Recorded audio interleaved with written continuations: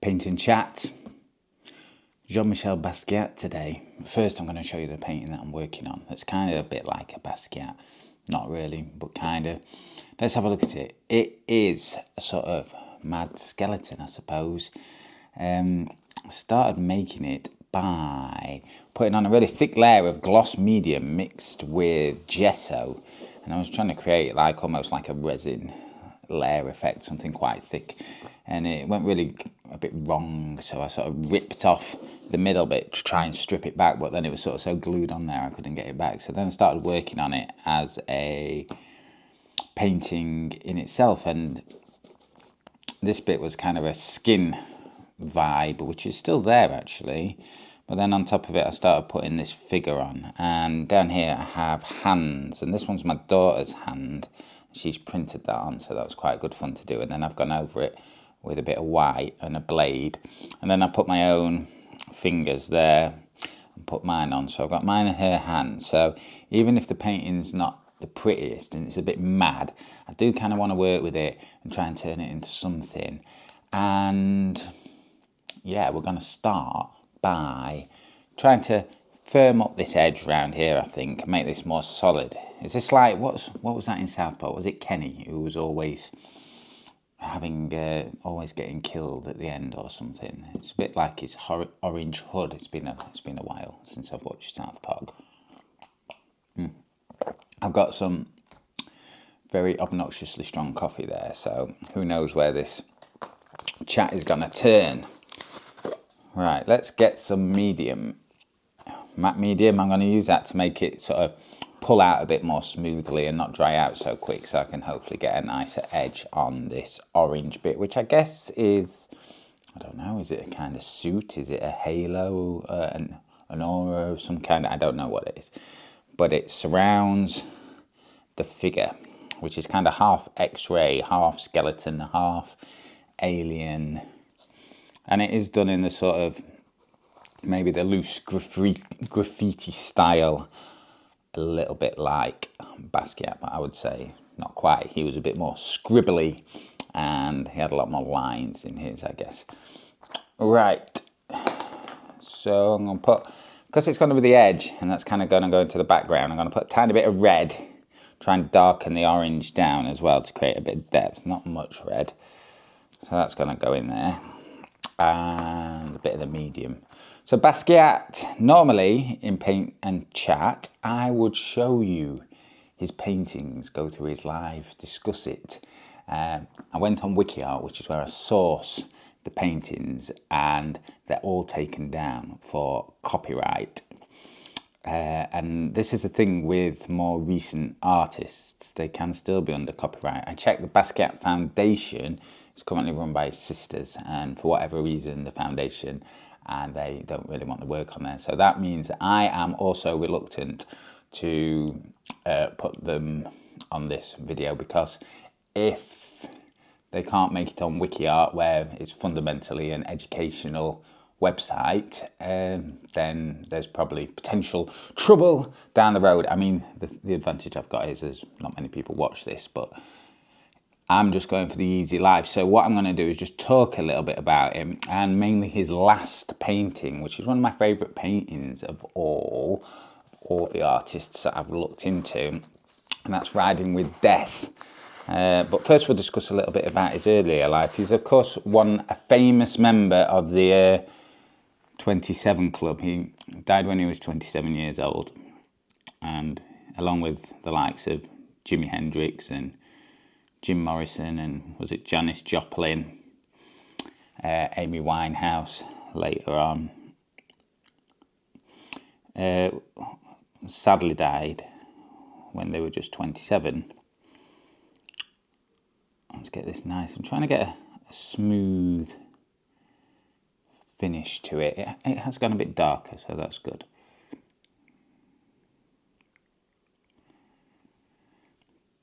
Yes, and he was born in 1960, so he'd be quite a seasoned gentleman if he was still with us by now, and it always makes me wonder what it'd be like if these guys were still around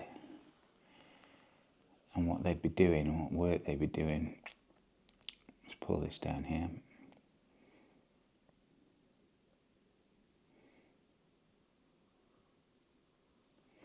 Yeah, so born in 1960 in New York, died in 1988, 27 years old. And he started life as a bit of a child genius, a prodigy, a bit like Picasso, but not so much in painting, although he was into the arts, but he was renowned within his sort of school and everything for being a bit of a troublemaker, but also a bit of a genius. He could like read really, really young, like 4 years old and stuff, and he could speak lots of languages, so a polyglot. And yeah, he ran into trouble a lot when he was younger, so he had a bit of a sort of, is it disparate or desperate youth? Never quite figured that one out. And yeah, he did eventually get into painting, but he was sort of in the graffiti scene of the sort of early 1980s, the late 70s, where he was originally working with another artist called Al Diaz, and they would go out and tag under the tag name SAMO, S-A-M-O, with a little copyright at the end. And they'd leave satirical messages around, like SAMO says whatever, and let's pull that through. And that's how he sort of found fame at first. People in Manhattan who go around and be looking out for this SAMO stuff. And the name SAMO comes, I think, as far as I can tell, you know, you use a bit of AI now to speed research up, and you don't know what stories you're getting spun. As far as I can tell, it does refer to the same old crap or same old shit. I think AI might have like made it a bit less sweary. And I think it relates to the fact that like an inside joke between the two artists, that they just had the same stream of weed, and they probably presumably didn't like it that much or got bored of it or whatever, and that was where it came from, SAMO. So they go around tagging SAMO and put in satirical and political messages around New York and Manhattan. Now, how's this gone? It's not exactly blended how on. I'm going to get this and try and blend it in a bit more, and hopefully the medium means it's a little bit wetter. Eventually, though, they went their separate ways, and Basquiat became more interested in sort of the art scene, and the tag SAMO is dead started going up around. Now, I don't know whether that was Basquiat who was doing that or Al Diaz or both of them. Not really sure. But he moved towards the art scene, and he was quite interested, I think, in formalising his art. And he was quite, because he was a smart young man, he kind of knew about the art scene and potentially what that could hold for him.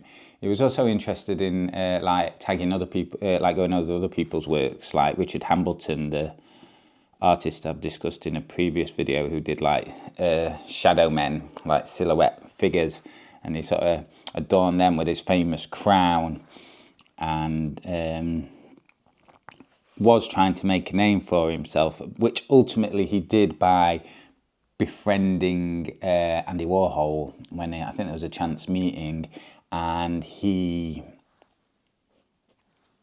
rushed home and did a painting for him really quick and brought it back and gave it to Warhol, and Warhol was like really quite impressed and a bit blown away by it, and they became friends. And Warhol as well was all, you know, a lot of these artists are clever, aren't they? Picasso as well, in terms of they know how they can market themselves and how they fit into a scene and everything like that. And they're interested in art, there's no doubt about that. But they're also very canny when it comes to how they can market themselves. And, you know, art and painting at that time, I think, had a larger place within culture, and culture was more centralised, so there was more of one culture. So everyone sort of knew Andy Warhol was, and And for that sense, if you could get in with that group, then you'd be quite well known.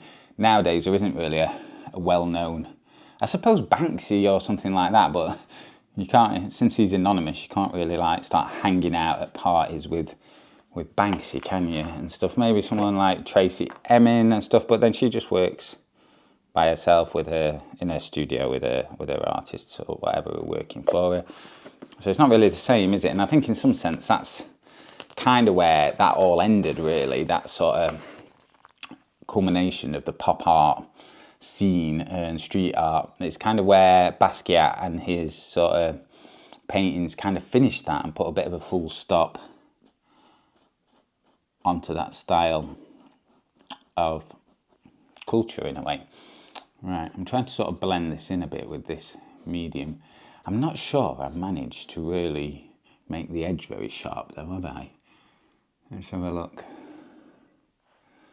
Maybe now if I pull in a little bit of brown on the edge, like sienna or something like that, then that might help do it. And if I be a little bit more careful, I'll have another sip of coffee.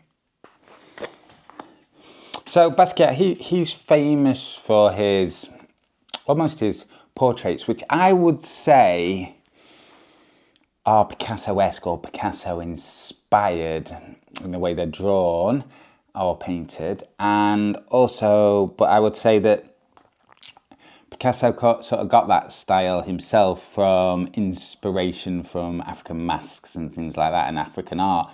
So in some ways, because of maybe Basquiat's heritage, it tied back in quite well for him.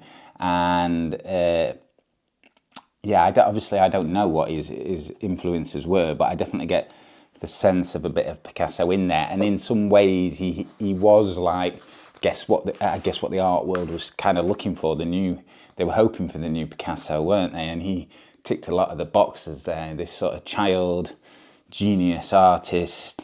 And once he was sort of taken up by galleries and things, he was quite prolific for a period. And like, so I think the lady, she had him living at his house at some point. I think she was a gallery owner, I can't quite remember. And she used to joke that she had an artist like imprisoned in her house, just churning out artwork. And I think obviously he was there voluntarily, but you can't help but wonder to what degree there might have been a bit of a sense of, a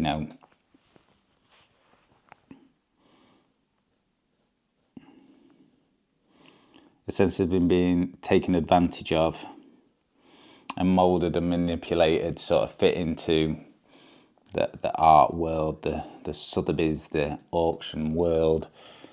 And was he, in that sense, maybe a bit of a victim as well, and maybe with Andy Warhol as well. I mean, today we talk about grooming and things quite a lot in a lot of sad situations, and you can't help but wonder if maybe there was a little bit of that as well in some ways going on. I'm not sure this brown's doing very well.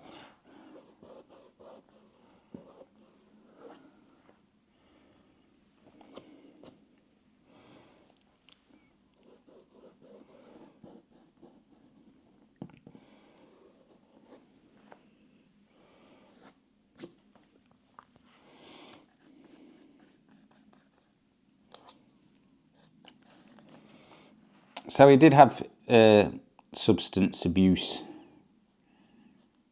related issues, and I think that's ultimately what did lead to his death. And one of his last paintings, it's interesting, the narrative always says like his last painting is called Riding with Death, and it's sort of a skeleton, similar in a way, because I'm doing a skeleton here, on horseback, sort of marching almost through a sort of, I imagine it as a sort of American West desert, like down in Nevada or Utah or something like that. And it's got a very sort of somber feeling to it, but it's sort of beautifully done and a bit less scribbly, which I mean in a nice way, but it's slightly more precise and delicately done, while still sort of keeping the graffiti style and his style that's so sort of famous in the artwork, and it does make you wonder what was going through his mind at those times. Was he having sort of dark thoughts, or did he know that his life was coming to an end? And last paintings for artists, I always think are really interesting when I look at that, and I think I will do a video on last paintings. But I think to do it justice, I need to sit down and really research it, because there's different vibes, isn't there? There's the, like Monet, who had a long life and painted right up to the end, but, it was, as far as we could tell, relatively happy. And then people who may be more tortured, like Francis Bacon, who had a long life also, but maybe more troublesome, but still carried on. And then there's people who lost their lives early, like Rothko and Basquiat. So there's lots of different angles to that. So I think I will look into that one day. Now, this is not going quite how I wanted.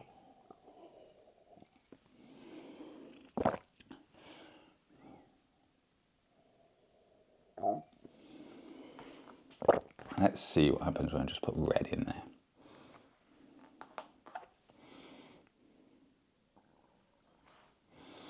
So it's an interesting question in itself, isn't it? I mean, I probably could, for terms of fair use and education, get away with putting his paintings on this video, but I don't, it's not really.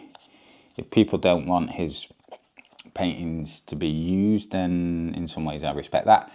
And, it is his sisters that are running the foundation. When I looked into the Keith Haring Foundation, that seemed a little more corporate, and you do wonder, his paintings are not on like WikiArt, but I do know if you go shopping and into Uniqlo, you can get a t-shirt with Basquiat on it, so the decisions behind that and everything, it's interesting, isn't it? Because it's kind of a family decision or a private decision, but then we feel like, because it's part of culture, that we get a say in it. So it's a strange thing to think about.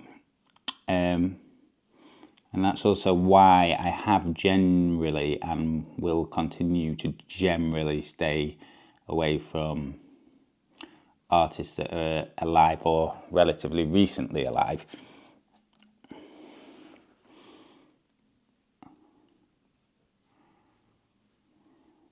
And the red's working a bit better, I think, at bringing a good edge to this. And this painting, I want to keep it as is. I think this is going to become some kind of visor here. I'm going to cut these edges away with a knife and shape that up a bit better to fit in with what I think it's become. And then finesse is a strong word, because I don't think it's a pretty painting, and it's quite interesting in some of the discussions we've had in the comments on my other videos of people talking about ugly art, or, and what people's perceptions are. I mean, this isn't pretty, but I think the hands are quite elegantly done in some ways. It's not just scribbled on there and thrown on there, but it's not like a Sargent painting like Lily, Carnation, Lily, Rose, which is so sort of delicate and beautiful, is it? It is something else. But then I've had other people telling me, oh, do something interesting, don't just stick to the same old thing, get something new down. Well, not in the same old. In some ways, this is the same old thing, because it's all kind of been done before, hasn't it? Right, let's bring this in, and I think the key is to blend it as much as I can. I think I could do with investing in some medium that just slows down the drying of the acrylic, which matte medium does do to a degree, but you can get stuff that'll keep it wet and moving for a much longer time.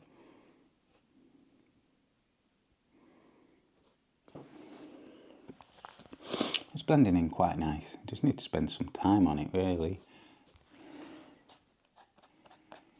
Dries within seconds.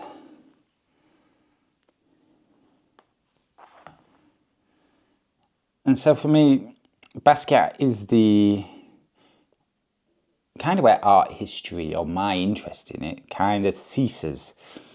For me, it's the crossover from the end of modern art, from when we go back to the Impressionists and then through Cézanne onto Picasso and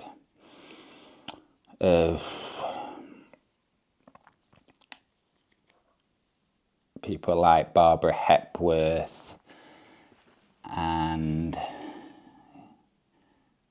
John-Michel, Rothko, Pollock. And the story, for me, has a nice end there. It does, of course, continue. But for me, that's kind of where I'm like, yep, that's enough, thank you.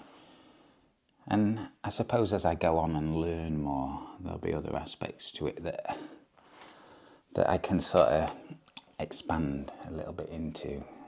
Is it Cy Twombly? I can't say the names. I think he's someone who's perhaps adjacent to Basquiat or slightly even before, and hasn't got the meteoric fame that Basquiat has. But, you know, so that's like a painter that I've not looked at very much that could be relevant and interesting to my own interest in art and painting.